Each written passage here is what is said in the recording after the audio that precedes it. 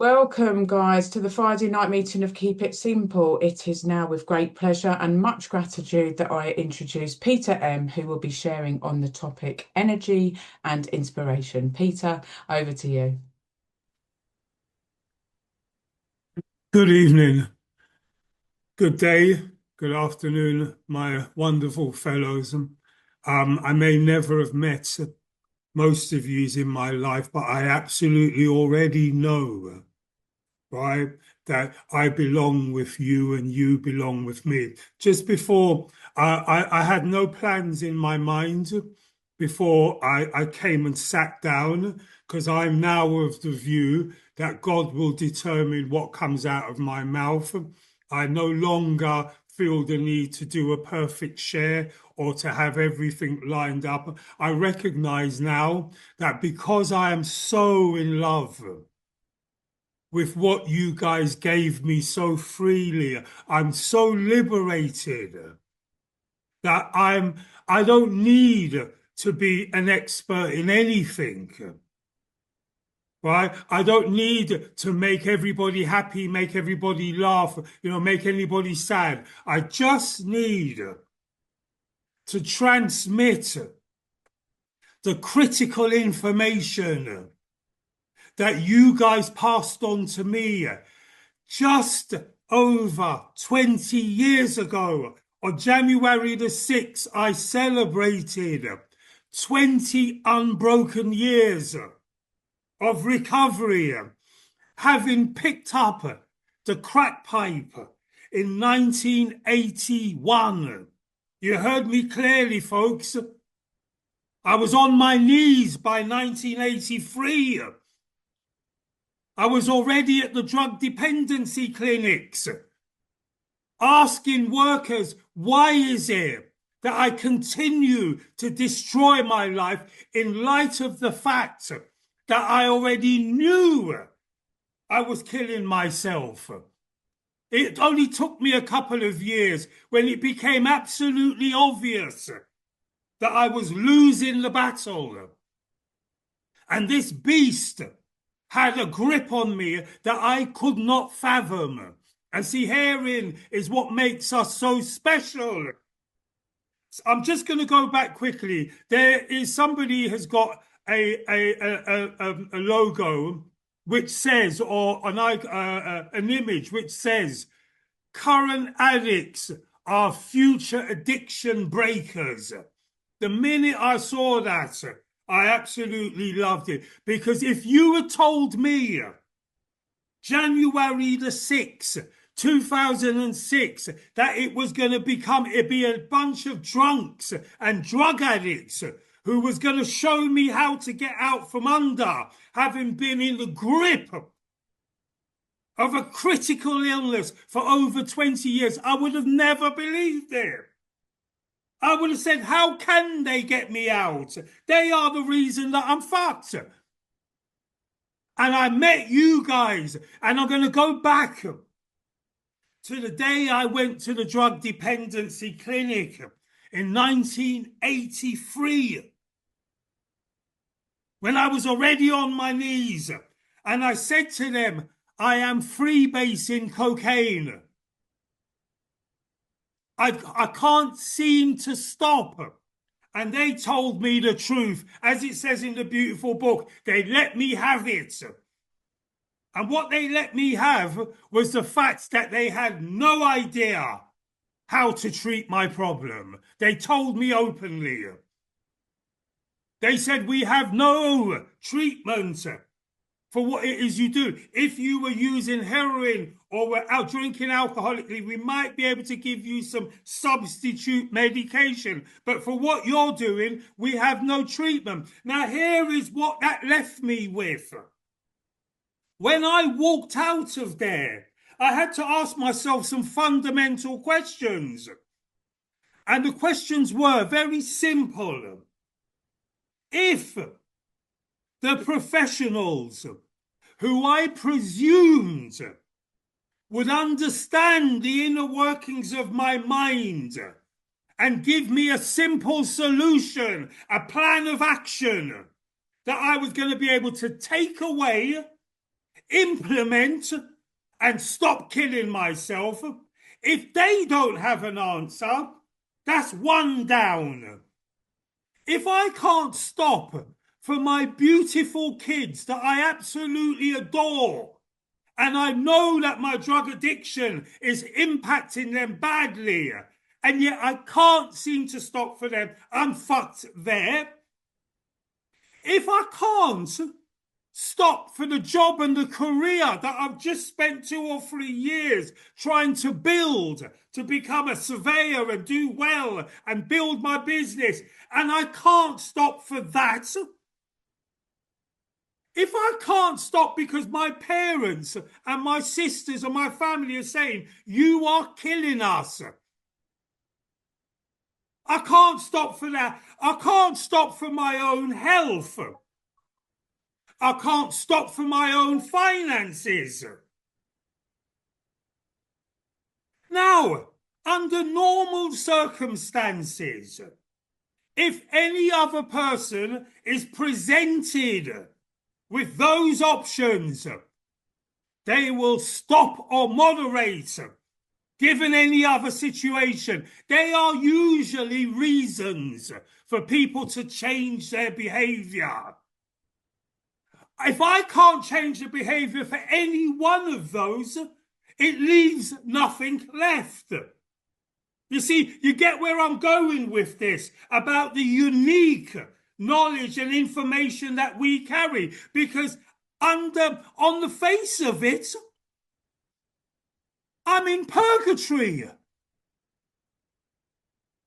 I can't stop for any logical, tangible reason. I also realise, as I walk out of that clinic, I cannot apply logic. This illness does not work with common sense. So I'm even more fucked. I can't apply any of the normal levers that we would normally use to overcome a problem. And so therefore, what happened to me in 1983 is I gave up on a solution. I couldn't see any other route.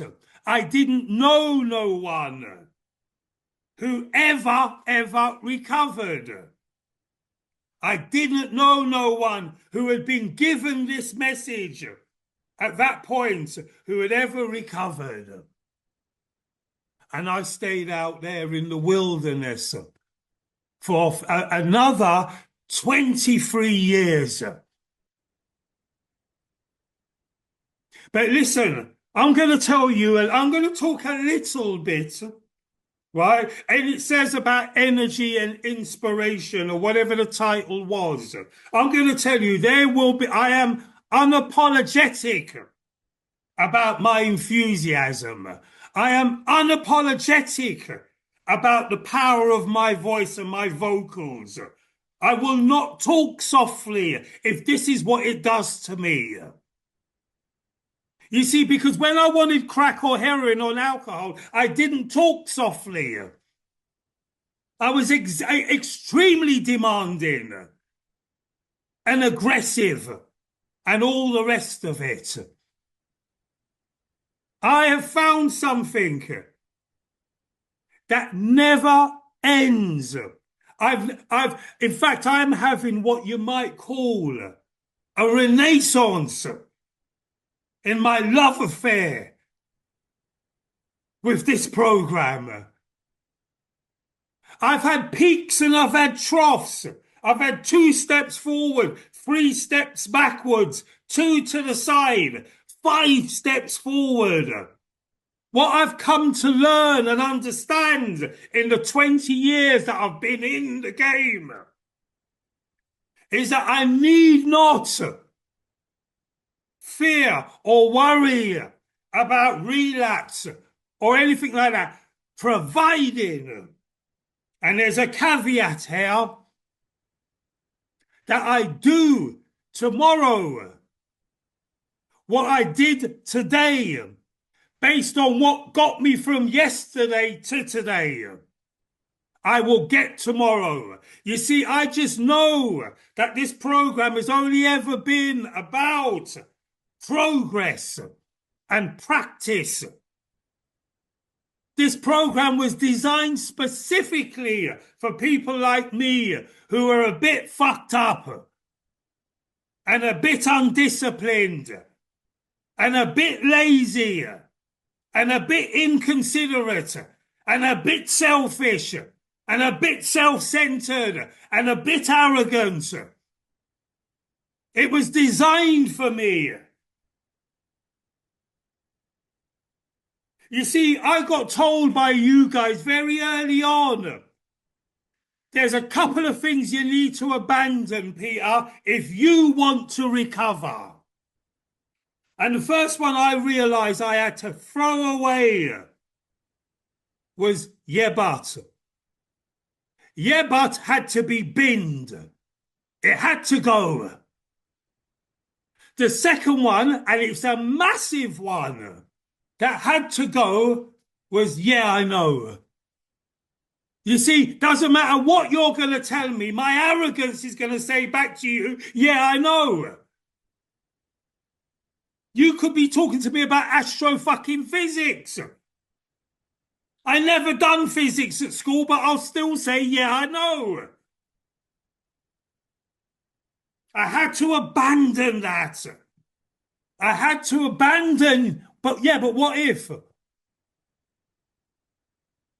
I had to, those three things, the minute I abandoned those three concepts and ideas, I became receptive and open to what it was you guys were telling me. You see, crack cocaine, heroin, and alcohol gave me such a beautiful kick-in that by the end, there was no more reservations. There was no more, yeah, I know. No more, yeah, but. You see, at the age of 44, I ended up in a modern day asylum, a treatment center, where paradoxically I felt the most comfortable. It was where all the nutters were. It was where all the nutcases were. It was the first time I could speak to somebody about my insanity and they were not going to look at me baffled. They were not going to question why it was I destroyed everything worthwhile in life, and I kept repeating it. You see, when my dad used to say things to me like, why can't you just stop, son? Why are you using your hard-earned money to kill yourself? You see, my dad was of sane mind. Of course I couldn't explain to him why I was doing it because he'd never get it. But when I got around you lot, you understood. You said, yeah, I know. Yes, I did that. Me too. You know, I'm going to talk a little bit. You know, I'm much more in love with what happened to me than what it was like. But I am going to share a little bit about what it was like. And let me tell you something else before I do. See you wonderful newcomers, those coming back from relapses. This is your home. We will never shoot our wounded. We need you. I'm 20 years clean and sober, and I need you in my life. I want you in my life. I want you to tell me how it is, what's going on for you. I want to listen. I want to learn from you. You see, when I work with sponsees, most of the time they don't realize what they're giving back to me. You are useful. Don't believe the lie that you're shit and you're stupid. You're not. You've just got a baffling illness. And if you stick around us for long enough, you too will recover.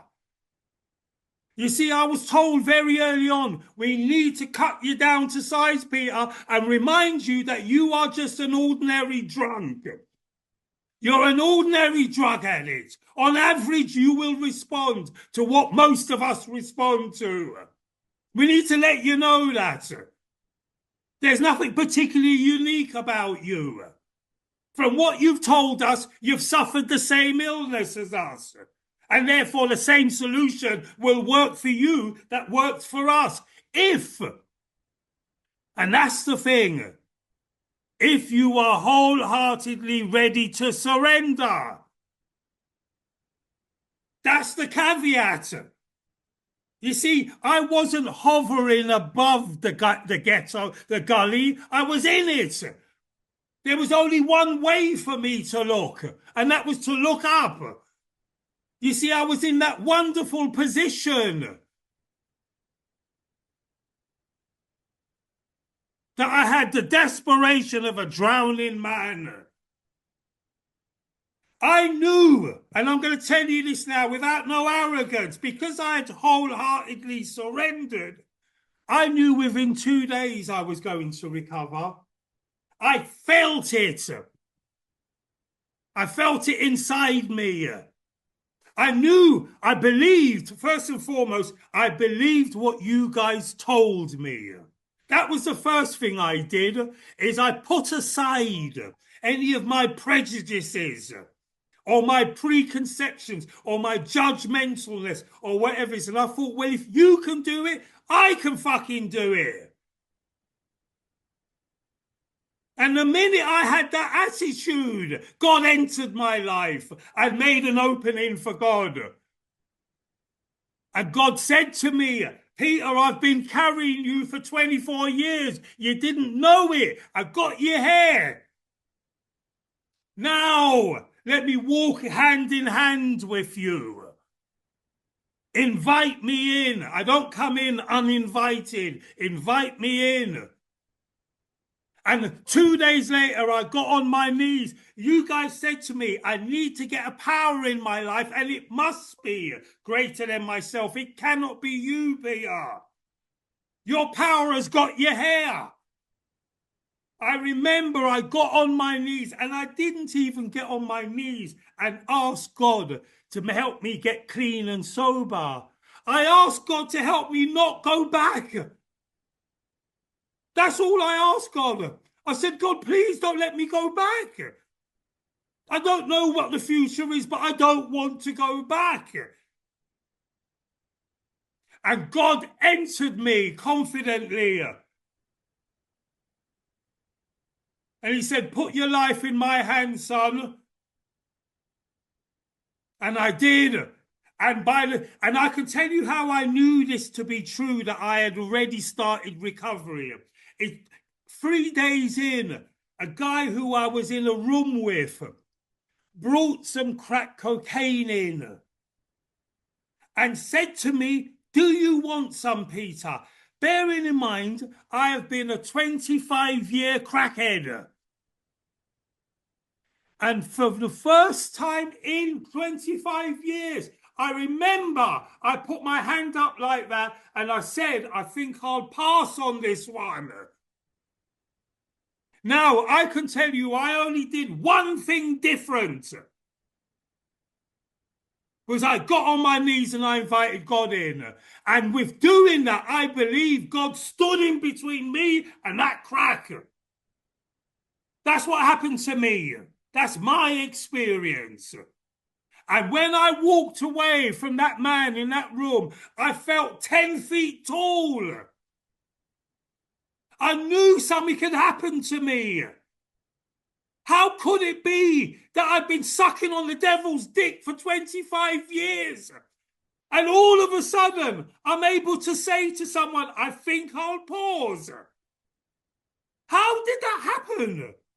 When the only thing I'd done differently was ask God to please don't let me go back. So don't be fooled by the power of God. Don't be belligerent.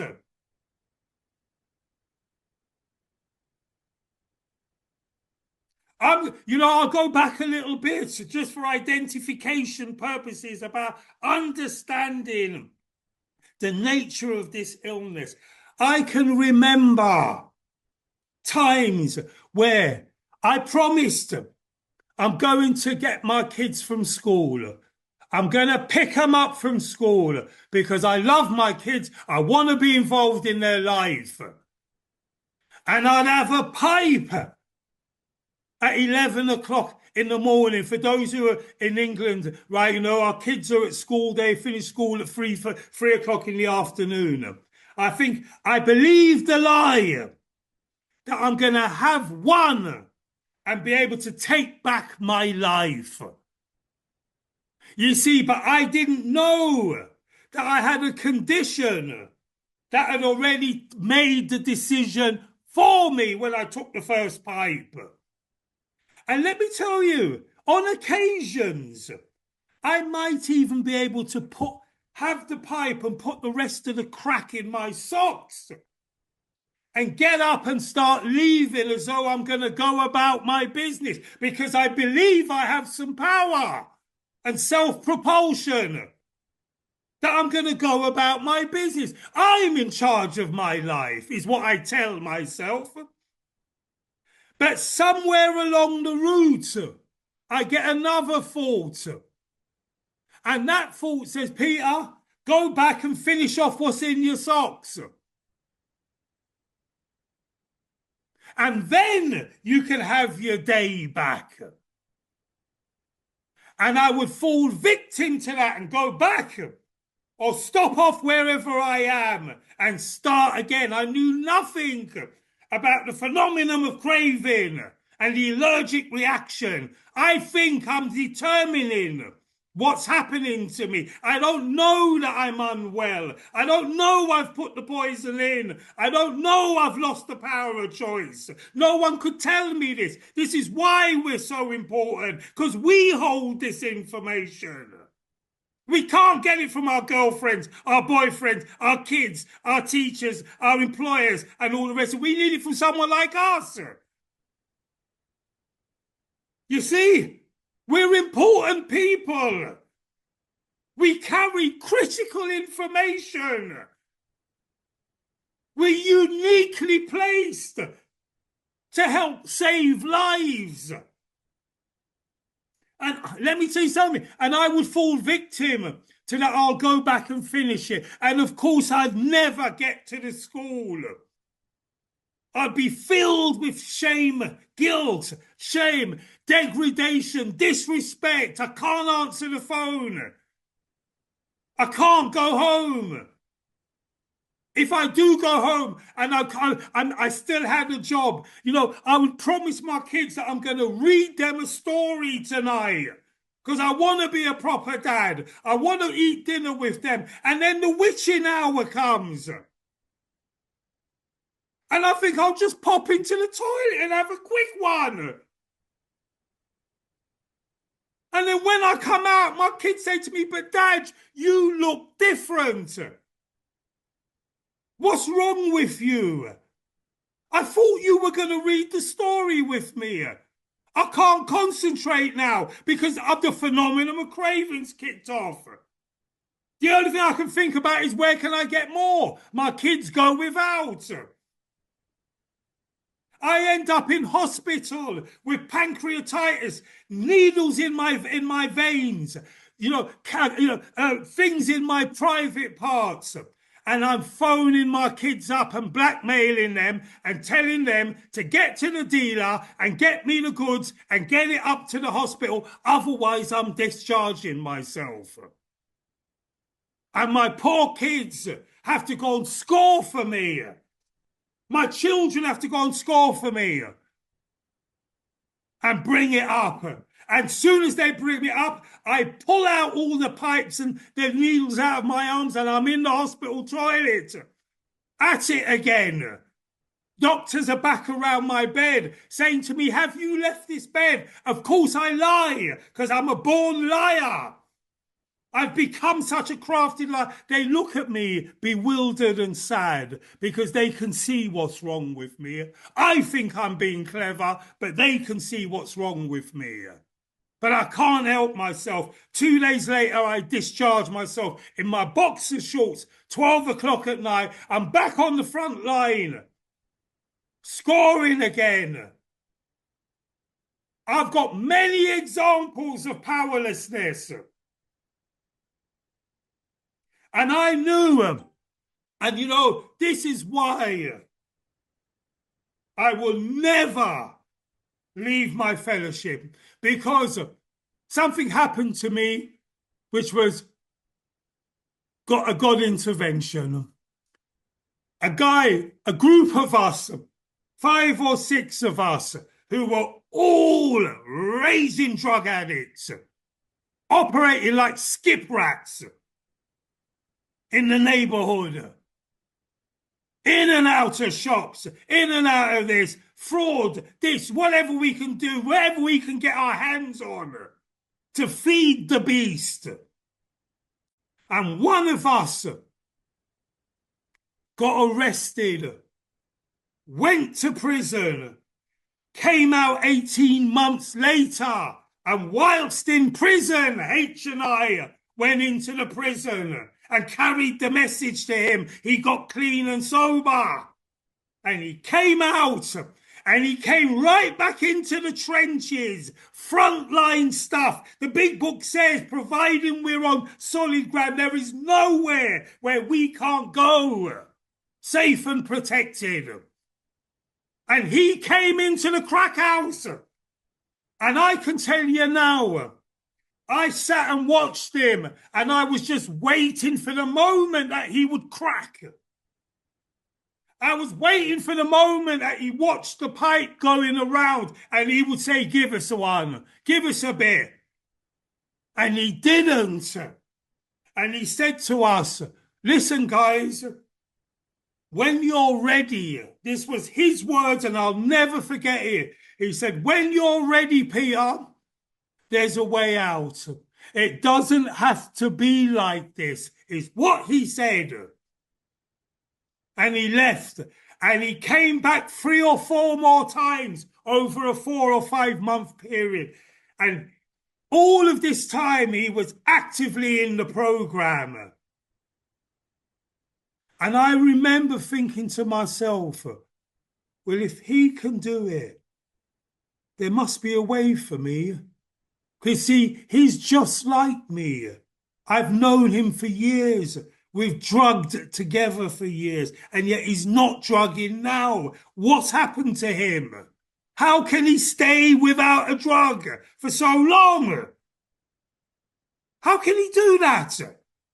After decades of crack addiction, heroin addiction, alcoholism, how can he not be using? And he wasn't. And he was in Bournemouth, in London, in England, which is a town renowned for its powerful fellowship. And I went a little while after I saw him. I went back to the drug dependency clinic. And I said to them, I was 7 stone in weight. I was emancipated. My bones were coming out of my skin. My ribs were showing. I hadn't washed for days, and I had this beautiful, beautiful saint of a woman who said to me, are you really ready this time, Peter? I said, I am. She said, wait there. And she went to her office and came back and she got me a ticket and she said, you are off to the nut house tomorrow. And I remember thinking, see, this is the mad thing about the illness, is despite the fact that I was snivering, crying, snotty all over her desk, the minute she told me she had a plan for me, I thought it's too quick. I thought, I know I want help, but I don't want it that quickly. I want a little while to wind down. But let me tell you something. God had already entered me then. because the next day I did as I was told. I went and got those tickets. And this is what happened to me. And this is the great news of this, is I got on the train and I watched my old life leaving me. I watched it. Half of my brain was saying to me, Peter, get off this train and go back. Go back to what you know. And the other half was saying, it's game up, boy. You've had your 25 years of trying to run your affairs. If you want to stay alive, you better give yourself a chance. And I stayed on that train, and guess who was there to meet me at the other end? If not my pal, who had been 12-stepping us. He was there waiting for me. And he took me to the nut house. I met him at a meeting that evening. I heard for the first time men talking about their kids, their loved ones, their job. They were crying. I've never heard this. Where I come from in East London, in Hackney, you can't talk about your feelings. You can't talk about how this is making you feel. You can't speak in those terms. But here, I saw big men, and I saw some men that I hadn't seen for years from my neighbourhood who were now clean and sober and were in the rooms.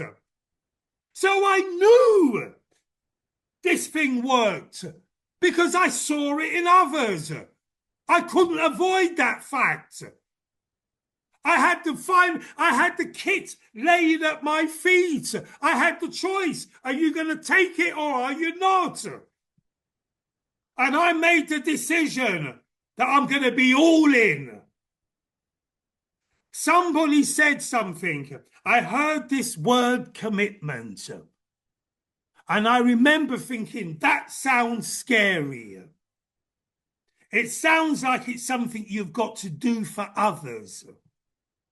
I'm not really used to that. Somebody put my hand up and said, Peter will make the tea. And I remember thinking, what a cheek. Who does this person think I am?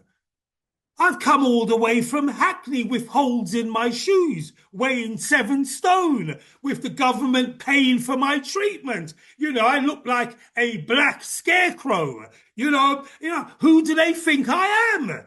To come and make tea. But let me tell you something now. For the first time in my life, I did as I was told.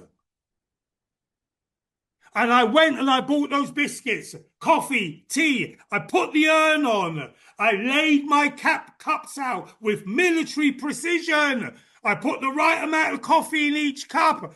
I didn't want no one to touch the cups. Do not touch my biscuits or my cups. I want to control it, right? And I never forget this man who was sleeping at the back of the church used to come in and put pocketfuls of biscuits in his pockets. He had a dirty blanket. He had black in his fingernails and he'd spill his coffee. And I remember I would get so vexated about this because I was so obsessed and controlling. And the third time I saw this man, I had a spiritual experience. And that experience was, I realized I'm here to serve. I had it the wrong way round. I realized what service meant. I had to give of myself. I realized by the grace of God, there goes me. He's my brother. He suffers with the same illness as me. I thought, wow, I had a spiritual experience. I knew I was amongst the right people. I knew it. I stayed. I was told 4 days in, Peter, if you cultivate an attitude of gratitude, you are highly unlikely to use again. And again, I remember thinking to myself, what does that mean, cultivate? And for me, I thought of a farmer. And I realised quite rightly so, Peter, because what does a farmer have to do if he or she wants a good yield, a good crop? They have to tend to their soil. They have to open up the soil at the right time. They have to ensure it has the right quality seeds. The seeds have to be sown in the right season. It has to have the right level of nutrients and nourishment. It then has to be closed back up, right? So that it has the best chance. But here's the great bit. Here's the great bit. The other bit for the farmer is out of his control. And this is where he has to rely on a power greater than himself. He has to rely on the rain. He's got to rely on the wind. He's got to rely on the sun. These are all things out of his control. But without them, his crop cannot yield. And I realized that's what I have to do. I have to work my 12 steps like the farmer has to work the land. And then I have to turn to my higher power for the rest. You see, I can tell you now, this is just my experience. And for those who are new or those who are struggling, your version of this will come when you stay around long enough and you do what we have done. I personally have never had a day, and hear me out here properly, I've had not one day where I've not been able to cultivate gratitude in 20 years. How about that? How do you do that? How are you able to have 20 years and not have a day that you haven't been grateful? You do it by understanding where you come from, understanding the little actions you have to take. You see, gratitude comes from action. Gratitude don't come from thinking. Gratitude is not an entitlement. Happiness is not an entitlement. I have to ask myself, what have you done for it? You see, you guys taught me what I needed to do every day. Trust God, clean house, help others is what you taught me. You burnt it into my consciousness. That's what you did. I was schooled by people straight from the big book of Alcoholics Anonymous, unapologetic. I've no wonder I've got what I've got. I haven't got this enthusiasm, love affair, and passion by accident. I haven't got it because I'm special and different. That's not the reason I've got it. The reason I've got it is I did as I was told. I followed a simple program. Keep it simple. Get a sponsor. Get a home group. Do service. Try and have some humility. Try and have some humbleness. Falteringly. Try and do a bit better today if I done a bit bad yesterday. You see, don't hang your hat too high. Live and trudge the road, right, with your fellows, not above your fellows. I don't seek spiritual levitation. I don't seek perfection. I've learned after 20 years, all I need to do is be right-sized. I need to ask God to help me, show me what that looks like. What does right-size look like? What is your will for me, God? Or better still, if I can't hear what your will for me is, please show me what it is you don't want me to do. And that will be good enough. You see, I'll end on the promises.